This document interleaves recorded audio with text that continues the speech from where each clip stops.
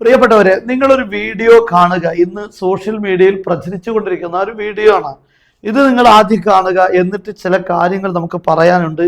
പ്രത്യേകിച്ച് നമ്മുടെ കേരളത്തിലുള്ള SKSSFന്റെ ആളുകളോട് പ്രധാനമായും ചില കാര്യങ്ങൾ പറയാനുണ്ട്. കാരണം ഇപ്പോൾ എക്സിറ്റ് പോൾ പ്രവചനങ്ങൾ മാത്രമാണ്, അതിന്റെ റിസൾട്ട് മാത്രമാണ് പുറത്തു വന്നത്. അപ്പോൾ തന്നെ ഇങ്ങനെയൊക്കെ അതിക്രമങ്ങൾ ഉണ്ടാകുമ്പോൾ ഇനി വിജയിക്കുകയാണെങ്കിൽ എന്തൊക്കെ സംഭവിക്കും കേരളത്തിൽ എന്ന് നമ്മൾ ചിന്തിക്കേണ്ടതാണ്. ഇപ്പൊ ഈ കഴിഞ്ഞ ഒരു 10 വർഷത്തോളമായി സ്ഥാപനങ്ങൾ അല്ലെങ്കിൽ നമ്മുടെ നാടുകളിലുള്ള പള്ളികളോ സ്ഥാപനങ്ങളോ ഇവിടെയൊന്നും വലിയ പ്രശ്നങ്ങളൊന്നും നമ്മൾ കണ്ടിട്ടില്ല. അതേ സമയത്ത് ഇപ്പോ ഒരു എക്സിറ്റ് പോൾ വിജയം മാത്രം വരുന്ന സമയത്ത് ഇത്രമാത്രം വലിയൊരു പ്രതിസന്ധി നമ്മുടെ കേരളത്തിൽ ഉണ്ടാകുമ്പോൾ ഇനി ആ പാർട്ടിയൊക്കെ വിജയിച്ചു വരികയാണെങ്കിൽ എന്ത് സംഭവിക്കുമെന്നാണ് നമ്മൾ ആലോചിക്കേണ്ടത്. ഏതായാലും വീഡിയോ നമുക്കൊന്ന് കണ്ടു നോക്കാം. നേരെ ഞാൻ സൗകര്യം വിട്ടുകൊടുത്തു. ഞാനിവിടെ കയറി വന്നത് ഇയാളെ വിളിച്ചിട്ട് അവിടെ കയറി വന്നത് ചോദിച്ചോക്കെ അയാളോട്. പിന്നെ എന്താ 10-15 ഫോൺ നോക്കി നിങ്ങൾ ഫോൺ നോക്കി. മുനീറാങ്ങനെ ഇവിടെ ഓടി വരുന്ന ആളൊന്നല്ല. ഈ ആ വർത്താനം നിന്നോട് പറയണ്ട, മനസ്സിലായില്ലേ? ഞാൻ 10-13 ഇവിടെ കയറി വന്നിട്ട് ഇയാളെ വിളിച്ചു. ഇത് നോക്കി, നിങ്ങൾ ഇത് നോക്കണം. ഞാനാണോ തെറ്റുകാരൻ അല്ലെങ്കിൽ ഇവിടെ വേറെ ഉള്ളവരാണോ തെറ്റുകാരൻ എന്ന് പറയണം. നിങ്ങൾ വീഡിയോ പിടിച്ചോളി. എന്നോട് ചോദിക്കാൻ വീഡിയോ പിടിക്കാം. എങ്ങനെ വീഡിയോ പിടിക്കാം? നേരെ ഞാൻ സൗകര്യം. അദ്ദേഹം വലിയ രീതിയിൽ ഒരു പണ്ഡിതനെ ഒരു സ്ഥാപനത്തിൽ കയറി അതിക്രമിക്കുകയാണ്, മുഖത്തടിക്കുകയാണ് എന്നാണ് മനസ്സിലായത് ആ രീതി കാണുമ്പോൾ. പക്ഷെ അതിന് അദ്ദേഹം പറയുന്ന ഒരു കാരണമുണ്ട്. എന്നോട് ചോദിക്കാതെ എന്തിന് വീഡിയോ എടുത്തു? ഇദ്ദേഹമൊക്കെ എങ്ങനെയാണ് ഒരു പാർട്ടി സെക്രട്ടറി, ഏത് മണ്ഡലത്തിലാണെങ്കിലും വേണ്ടിയില്ല, ആരാണ് ഇദ്ദേഹത്തെയൊക്കെ പാർട്ടി സെക്രട്ടറി ആക്കിയത് എന്ന് എനിക്കറിയില്ല. ഒരു പബ്ലിക് സ്ഥലത്ത് ഇതുപോലുള്ള ഒരാൾ കയറി വരുമ്പോൾ ആ സ്ഥാപനത്തിലുള്ള വ്യക്തികൾ, സ്വാഭാവികമായും സ്ഥാപനങ്ങൾ CCTV തന്നെ ഉണ്ടാകും. ഇനി അത് ഇല്ലെങ്കിൽ അവിടെ എന്തെങ്കിലും സംഭവിക്കുകയാണെങ്കിൽ അതിന് തെളിവ് എന്ന രീതിയിൽ വീഡിയോ റെക്കോർഡ് ചെയ്യാനുള്ള അധികാരം ഇന്ന് ഈ രാഷ്ട്രത്തിൽ ആ സ്ഥാപനത്തില് ജോലി ചെയ്യുന്ന ആളുകൾക്ക്, അവിടെയുള്ള ഉസ്താദുമാർക്ക് അധികാരമുണ്ട് എന്ന് ഇദ്ദേഹത്തിന് ആരെങ്കിലും പറഞ്ഞു കൊടുക്കണം. ഏതെങ്കിലും ടോയ്ലറ്റിൽ പോയി അദ്ദേഹത്തിന്റെ രഹസ്യങ്ങൾ ഒപ്പിയെടുക്കുകയോ അല്ലെങ്കിൽ അത് ചിത്രീകരിക്കുകയോ ചെയ്യുകയല്ല ചെയ്യുന്നത്. മാത്രമല്ല അദ്ദേഹത്തിന് മാനനഷ്ടം ഉണ്ടാക്കുന്ന ഒരു കാര്യം പ്രചരിപ്പിക്കാനുമല്ല. ആ ക്യാമറ പിടിക്കുന്നത് കണ്ടപ്പോൾ അടിക്കുന്നത് നമ്മൾ കണ്ടല്ലോ. ഇനി അദ്ദേഹം എന്തൊക്കെയാണ് ആ സ്ഥാപനത്തിൽ ചെയ്യാൻ പോകുന്നത് എന്ന് അറിയില്ല. അപ്പോൾ അങ്ങനെയുള്ള ഒരു ഘട്ടത്തിൽ സ്വാഭാവികമായും ഒരു തെളിവ് എന്ന രീതിയിൽ അത് വീഡിയോ പിടിക്കുക എന്നത് അനിവാര്യമായ കാര്യം തന്നെയാണ്. അതുകൊണ്ട് അവർ ചെയ്തത് ഒരിക്കലും തെറ്റാണ് എന്ന് നമ്മുടെ രാഷ്ട്രത്തെ നിയമങ്ങൾ വെച്ച് ഒരിക്കലും പറയാൻ കഴിയില്ല. എന്നാൽ ഇവിടെ ഓർമ്മപ്പെടുത്തുന്നത്, ഒരു കാലത്ത് ഇതുപോലെ വലിയ അതിക്രമങ്ങൾ നേരിട്ട ഒരു പ്രസ്ഥാനത്തിലൂടെ വളർന്നു വന്ന ആളുകളാണ് നമ്മളൊക്കെ. നമുക്കറിയാം, ബഹുമാനപ്പെട്ട കാന്തപുരം ഉസ്താദും അതുപോലെ ഉള്ളാൾ തങ്ങൾ, അവർക്ക് കീഴിൽ നമ്മൾ അഹ്ലുസുന്നത്ത് വൽ ജമാഅത്ത് തുറന്നു പറഞ്ഞതിന്റെ പേരിൽ ഇതുപോലുള്ള ഒരുപാട് സ്ഥാപനങ്ങളിൽ കയറി വന്ന് അടിക്കുകയും ആക്രമിക്കുകയും ഒരുപാട് ആളുകളെ ഇവർ കൊലപ്പെടുത്തുകയും ചെയ്തിട്ടുണ്ട്. എന്നാൽ നമ്മൾ വിചാരിച്ചു അതൊക്കെ ഇവർ നിർത്തിയിട്ടുണ്ടാകും. ആ സ്വഭാവങ്ങളൊക്കെ ഇന്ന് ഈ പാർട്ടി മാറ്റി വെച്ചിട്ടുണ്ട്, കുറെയൊക്കെ നന്നായിട്ടുണ്ട് എന്ന്. അതേ സമയത്ത് ഈ പ്രവർത്തനങ്ങളൊക്കെ കാണുമ്പോൾ നമുക്ക് ബോധ്യപ്പെടുത്തുന്നത് ഭരണമില്ലാത്തത് കൊണ്ട് തൽക്കാലത്തേക്ക് നിർത്തിവെച്ച കാര്യമായിരുന്നു.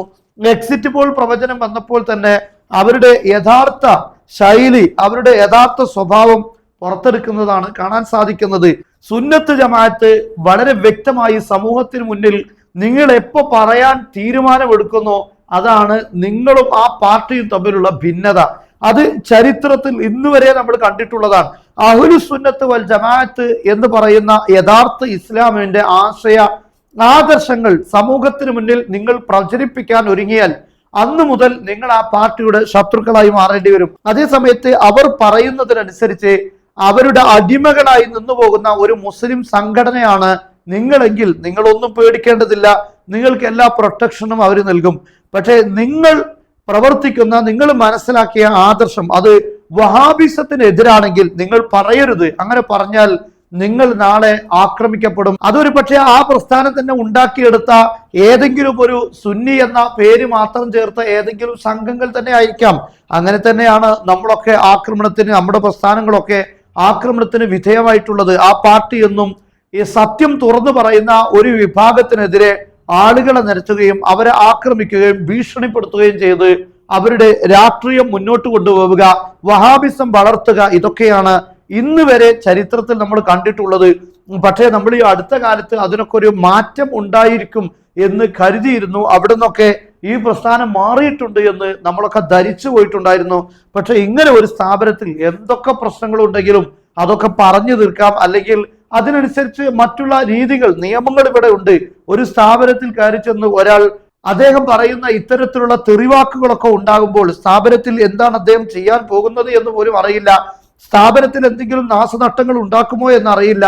ആ ഒരു ഘട്ടത്തിൽ അദ്ദേഹം വീഡിയോ പിടിക്കുമ്പോൾ അതിന്റെ പേരിൽ അദ്ദേഹത്തെ മുഖത്തടിക്കാനോ അല്ലെങ്കിൽ ശരീരത്തിൽ ആക്രമണം നടത്താനോ അദ്ദേഹത്തിന് എന്ത് അധികാരമാണുള്ളത്? ഇതാണ് ഒരു പാർട്ടിയുടെ തലപ്പത്തിരിക്കുന്ന ഒരു വ്യക്തി ചെയ്യേണ്ടത്. ആ പാർട്ടിയുടെ അണികൾക്ക് മാന്യതയും മര്യാദയും പഠിപ്പിച്ചു കൊടുക്കേണ്ട, സമൂഹത്തിൽ എങ്ങനെ പെരുമാറണം എന്ന് പഠിപ്പിച്ചു കൊടുക്കേണ്ട, എന്തെങ്കിലും ഒരു പ്രശ്നം ഉണ്ടാകുന്ന സമയത്തിൽ ആ പ്രശ്നം എങ്ങനെ കൈകാര്യം ചെയ്യണം, നല്ല രീതിയിൽ അതിനെ എങ്ങനെ കൈകാര്യം ചെയ്യണം എന്നൊക്കെ പഠിപ്പിച്ചു കൊടുക്കേണ്ട ഒരു നേതാവായി നിൽക്കുന്ന, ഒരു പാർട്ടിയുടെ ഒരു സ്ഥാനത്ത് നിൽക്കുന്ന വ്യക്തിയാണ് ഇത്തരത്തിലുള്ള തെറി വിളിച്ച് അവിടെ ആക്രമണം നടത്തുന്നത്. ഇതൊരു വലിയ കാര്യമായിട്ടൊന്നും എനിക്ക് തോന്നുന്നില്ല. കാരണം ബഹുമാനപ്പെട്ട പാണക്കാട് മൊയ്ൻ അലി ശിഹാബ് തങ്ങൾ അദ്ദേഹം പത്രക്കാരുടെ മുന്നിൽ സംസാരിക്കുന്ന സമയത്ത് ഇതേ പാർട്ടിയുടെ ഒരു പ്രധാനപ്പെട്ട വ്യക്തി വന്ന് തെറി വിളിച്ചത്, അദ്ദേഹത്തോട് സഭ്യമല്ലാത്ത വാക്കുകൾ പറഞ്ഞ് സമൂഹത്തിന് മുന്നിൽ അദ്ദേഹത്തെ ഇകഴ്ത്തിയത് നമ്മൾ കണ്ടതാണ്. പക്ഷെ ആ വ്യക്തിക്കെതിരെ എന്ത് നടപടിയാണ് എടുത്തത് എന്ന് എനിക്കറിയില്ല. അവിടെ പാണക്കാട് തങ്ങളെയാണ് യഥാർത്ഥത്തിൽ ചീത്ത പറഞ്ഞത്, തെറി വിളിച്ചത്. എന്നിട്ട് പോലും ആ പാർട്ടിയിലുള്ള ആളുകളിൽ പലരും മൊയ്ൻ അലി തങ്ങൾക്കെതിരെയാണ് പ്രസ്താവനകളും അല്ലെങ്കിൽ ആക്ഷേപങ്ങളൊക്കെ നടത്തിയിട്ടുള്ളത്. കാരണം പാർട്ടിക്ക് മുകളിൽ പാണക്കാട് തങ്ങളോ അല്ലെങ്കിൽ മതമോ സുന്നത്ത് ജമാഅത്തോ ഒന്നുമില്ല. പാർട്ടിയും വഹാബിസവും അത് കഴിഞ്ഞതിന് ശേഷം മാത്രമേ ഈ പറഞ്ഞ മറ്റുള്ളതിനെല്ലാം അവിടെ സ്ഥാനമുള്ളൂ. അതുകൊണ്ട് SKSSFകാരായ അല്ലെങ്കിൽ EK വിഭാഗം സമസ്തയിലെ സുന്നികളായ ആരെങ്കിലും ഉണ്ടെങ്കിൽ അവരോട് പറയുന്നത്, നിങ്ങൾ അഹ്ലുസുന്നത്ത് വൽ ജമാഅത്ത് തുറന്നു പറയുകയാണെങ്കിൽ യഥാർത്ഥത്തിൽ ഈ രൂപത്തിലുള്ള അതിക്രമങ്ങളെ നിങ്ങൾ അതിജീവിക്കേണ്ടി വരുമെന്നതിൽ സംശയമില്ല.